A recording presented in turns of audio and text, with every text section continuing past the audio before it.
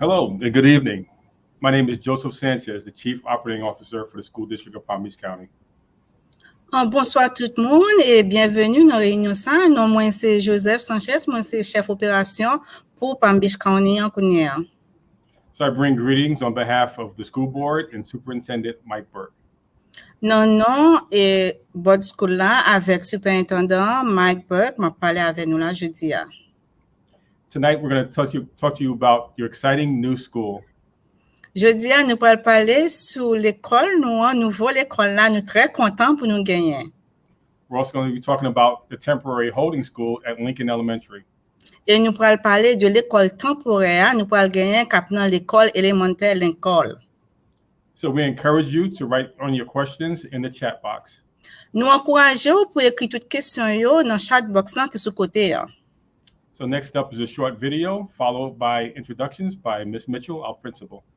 Kounia, nous parlons une petite vidéo et puis principal là, Madame Michel, Miss Mitchell, pour parler nous de l'école là.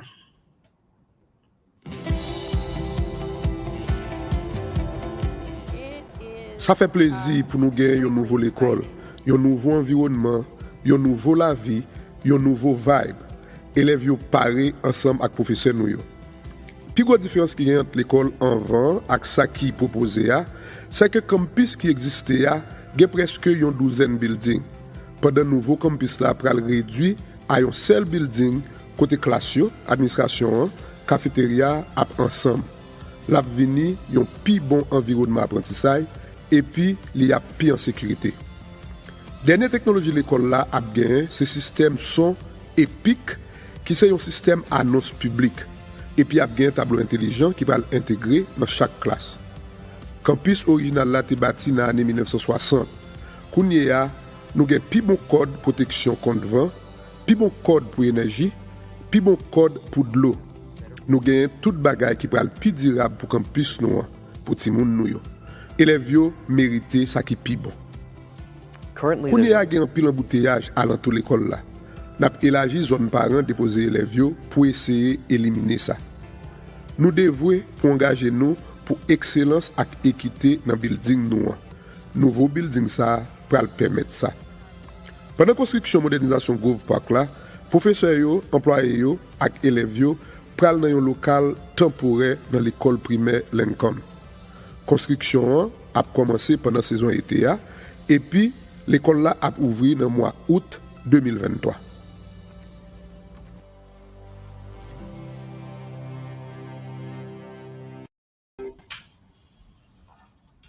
Welcome, Grove Park parents. I am Marzella Mitchell, and I am the principal here at Grove Park. And I have here our administrative staff, Ms. Heather Alfonso and Ms. Cheryl Cheney, which many of you have talked to quite a bit, as well as the assistant principal. But we welcome you here today to hear so many exciting things and to see so many exciting things about our temporary school that will be at Lincoln Elementary, that will be in August, will be at Lincoln, and then you will see our beautiful new site that will be back here on our Grove Park campus in the following year, okay? I'll first introduce our senior project administrator, Mr. Judd Adams, who's going to speak a little bit about the temporary school. OK, bienvenue tous parents pour l'école Grove Park yo. Kounia, moi pour l'introduire nous, tout non moi c'est Monsela Michel, moi c'est principal l'école là et puis moi j'ai assistant principal là madame Alfonso, moi j'ai tout ce que assistant secrétaire moi qui est Mrs. Cheryl que nous habitués parler avec elle. Moi pour l'introduire nous monsieur Adam qui pourrait parler de nouveau l'école là avec l'école côté nous pour aller en attendant que nouveau l'école là bâti. Merci pour nous toutes qui là.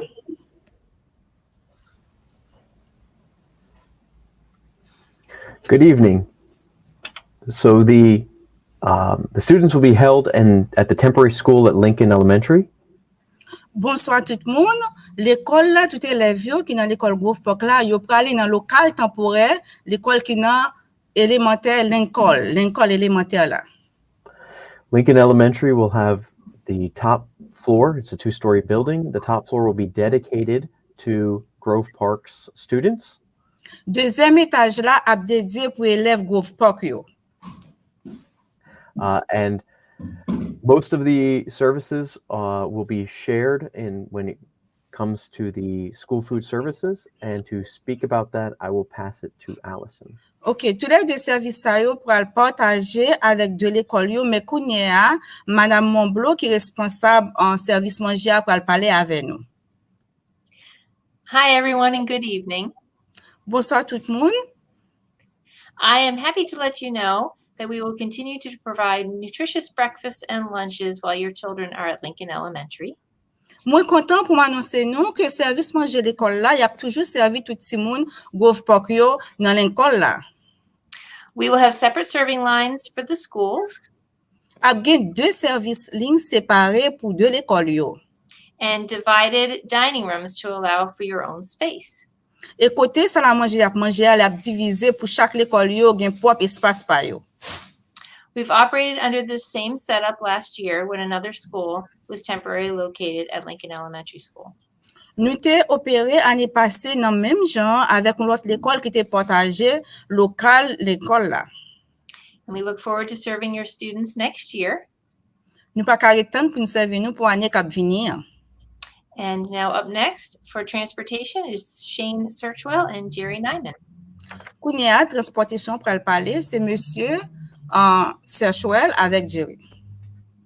Good evening, parents. Bonsoir tous parents. We're committed to provide dedicated buses and dedicated drivers to transport your students to the new school. Nous prenons responsabilité pour nous bailler tout élève yo avec tout bon driver pour conduire nous dans nouveau l'école nous pour aller. Please do not worry about any driver shortages. We will have buses and drivers for you. Pas battre nous aucun problème si nous pensons à manquer chauffeur, nous avons transportation, on a besoin de chauffeur pour nous. Students who currently ride to school on the buses will continue to ride, no changes. Si moun qui est habitué pour un bus puis à l'école là, y a toujours le même bus là, pas aucun changement. Students who live close to the school within 2 miles, we will provide new bus stops all up and down Military Trail for you. Si moun qui vivent tout près l'école là, puis petit que 2 miles, y a bonne transportation pour aller dans l'école là.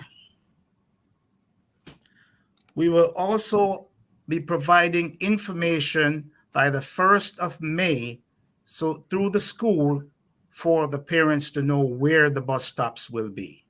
Yo pral ban nou information dans début mois de mai à travers l'école là pour parents yo ka konnen ki côté bus stop yo à pied. To help us provide efficient service, we're asking parents as we get close to school, 2 weeks before school that is, we will need them to register to ride the bus. Puis au cas ban nou pi bon service, nous demandons tout parents 2 semaines avant l'école entrée pour nous enregistrer petit nous ou bien en SAS ou bien envoyer un numéro de téléphone pour nous ka joindre pi bon service avant l'école là ouvert. And we will also provide the call center number. If anyone needs assistance, it's 561-357-1110. N'a ban nou tout yon numéro de téléphone pour centre d'appel là pour nous relais puis yo ban nou assistance si nous besoin d'informations qui jan pour nous enregistrer ti moun nou. Numéro de téléphone nan c'est 561-357-110. And we'll be around for any questions that parents may have after the presentation. N'a là pour n'importe question que nous gagnons après présentation.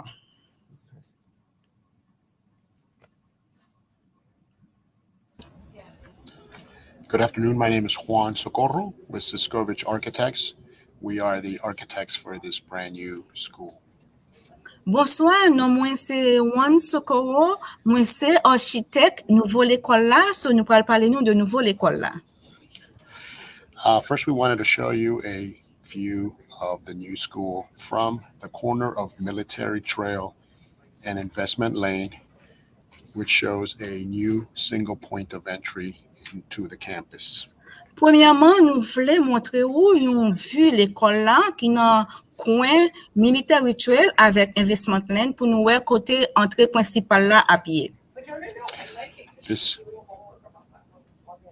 These views show the entrance to the school from the same corner, which provides a park-like setting into the campus and towards the front entry. Vu ça, montre nous un seul point d'entrée. N'a pas une seule porte pour entrer dans le bureau d'administration pour nous entrer l'école là. The next slide. This shows the two-story classroom portion of the building from the south and along Investment Lane, showing the parent parking and parent drop-off area. Parti ça montre nous espace pour parents yo déposer ti moun yo avec côté employé yo pour yo parquer. C'est toujours dans même coin corner avec Investment Lane dans partie sud là. These next slides, starting from the top, show the view from the northwest along Military Trail, looking at the new bus drop-off loop. Parti ça montre nous dans partie militaire là côté nous pour aller bus yo côté pour bus yo stopper puis déposer ti moun yo. The bottom left view shows the view from the southeast corner at Investment Lane, showing the new entrance for the parent drop-off, the parent parking and circulation loop. Parti en bas montre nous dans partie Investment Lane là côté nous pour aller côté parents yo a déposer avec employé côté pour aller parquer machine yo.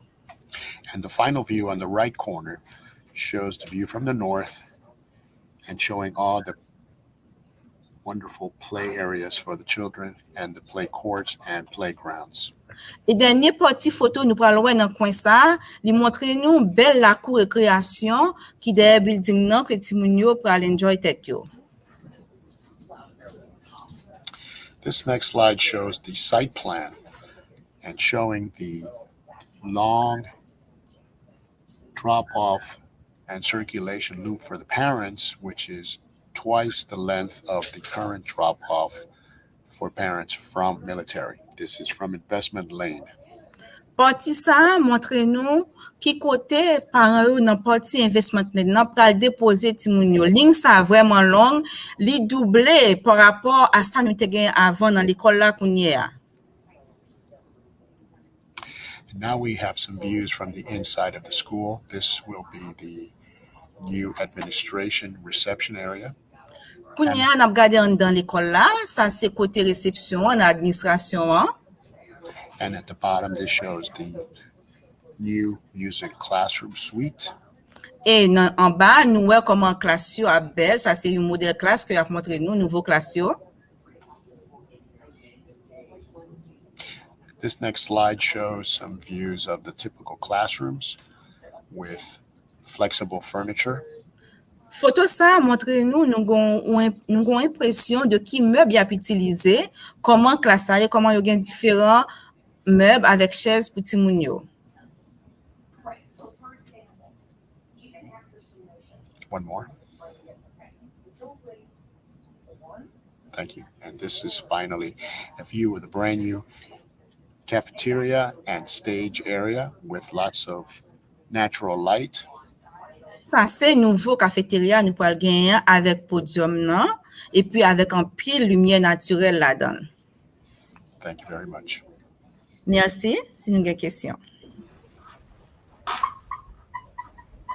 Thank you so much for all of that information. And parents, now is your time to ask any questions that you may have. Parents, kounya, c'est à nous pour nous poser questions que nous gagnons.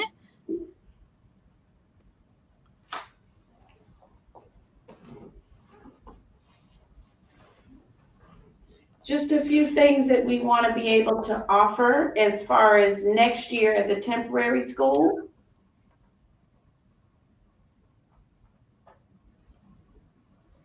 Our hours will be 8 o'clock to 2:05. Horaire nous a toujours même non. Horaire nous c'est 8 heures pour 2h05 pour année prochaine local temporaire. We also will be able to offer, just as we do now, aftercare for 21st Century and for Grove Park Aftercare. Il y a toujours offert service après l'école que y aurait les aftercare là.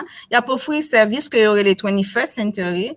Et puis l'école là, dans nouveau l'école là, c'est juste en août 2023 que nous prenons dans nouveau l'école là. Année prochaine, c'est dans l'école que nous prenons dans local temporaire. And you have the opportunity to sign your children up for summer camp if you are so interested. We will have that starting in June, and that will be at Lincoln for Grove Park, 21st Century and Grove Park Aftercare. Nous avons une opportunité pour nous inscrire Timounio pour l'école pendant vacances et nous devons aller dans l'école pour nous inscrire Timounio à partir de juin.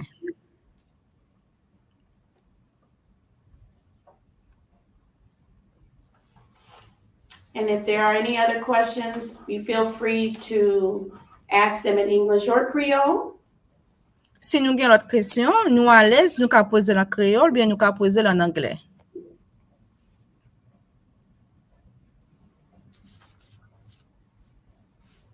One of the key components that we want to make sure parents understand how important it is that we register for the bus.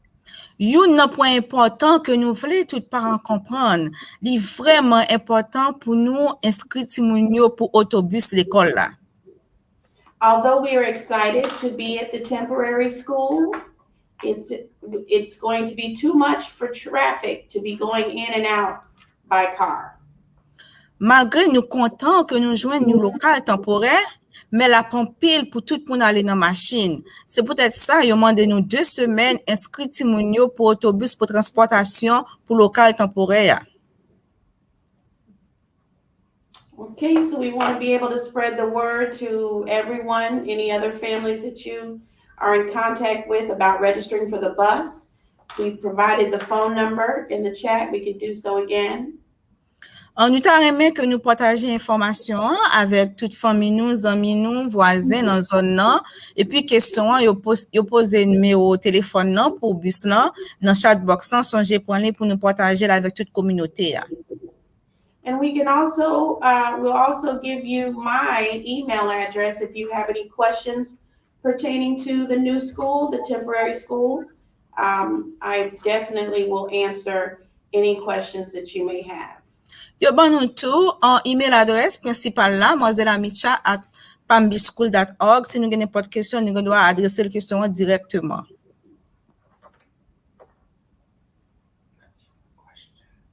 Any more questions? Est-ce que nous avons des questions? Nous avons plus de questions?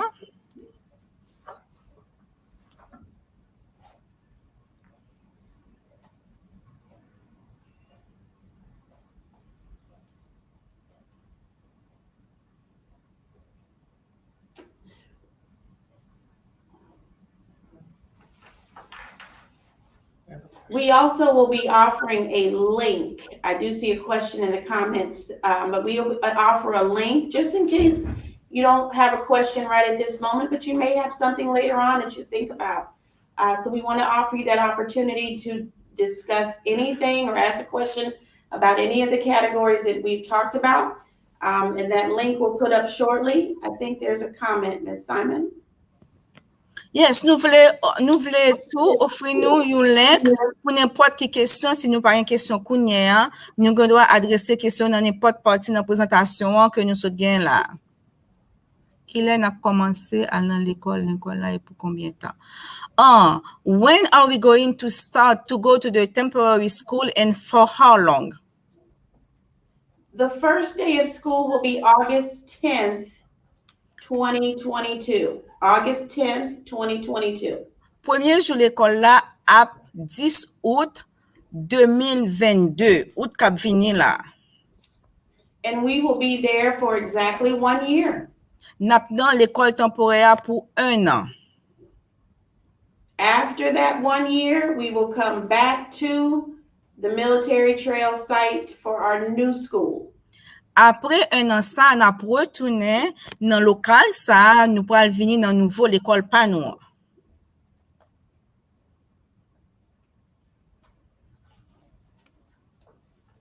Good questions. Bonne question.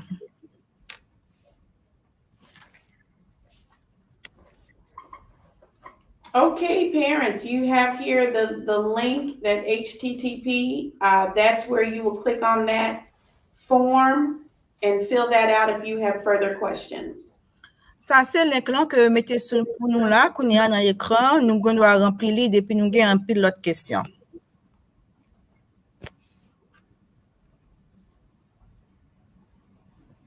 Okay, thank you, parents. We are so excited about our temporary school. We can't wait, and we know you can't either. You will still get the quality instruction that you have always gotten, but just in a better site. So that's so exciting. And then for the new school, so we welcome all of the time that you have here now to learn about that information. Nous remercions tous les parents qui étaient venus pour réunion ça et nous contents de nous que nous sommes toujours bienvenus dans le local là. Instruction a toujours même de bonne qualité que habitué recevoir. Thank you so much. Merci en pile. And have a great evening. Et passons un bon après-midi.